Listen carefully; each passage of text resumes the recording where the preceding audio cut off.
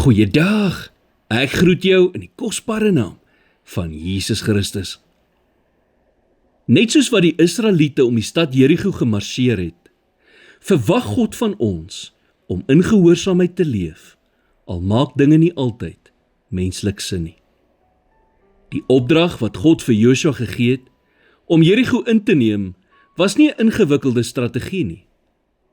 Al wat God gesê het, is marseer en doen wat ek ook al vir jou sê om te doen. Daar is mure vandag in jou lewe wat net te hoog en te sterk lyk. Mure van vrees, spyt of dalk teleurstelling. Baksteen vir baksteen het die vyand jou probeer oortuig dat niks ooit sal verander nie. Dat dit te laat is. Dat God se beloftes nooit in vervulling sal kom nie. Dat goeie dinge net vir ander mense beskore is. Maar God sê iets anders. Wat hy beloof het, is steeds agter daardie muur. Die droom waarvoor jy gebid het, is steeds daar. Die genesing waarvoor jy gevra het, is steeds moontlik.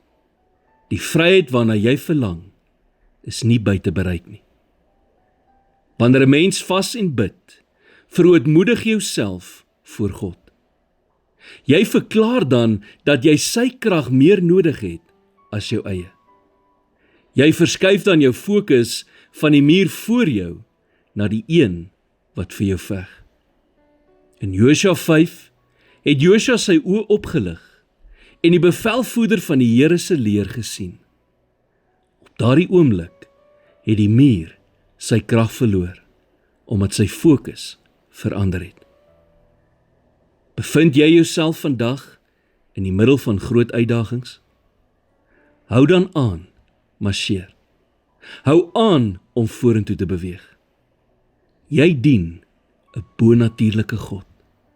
Geen muur kan voor hom staande bly nie. As jy jou oë op Jesus vestig en nie op die hindernis nie, sal die muur wat jou eens geïntimideer het, skielik nie so groot en hoog lyk nie. Oorwinning is nie iets wat jy verdien nie. Dit kom uit God se hand uit. So lig vandag jou kop op. Die Here gaan jou vooruit. Die mure in jou lewe sal val. Soos Eksodus 14 vers 14 sê, die Here sal vir julle stry. Here, vandag tel ek my kop op in geloof. Help my om gehoorsaam te wees, selfs wanneer ek nie verstaan nie. Leer my om op U te fokus en nie op die mure voor my nie. Ek glo dat U vir my veg en dat die oorwinning aan U behoort.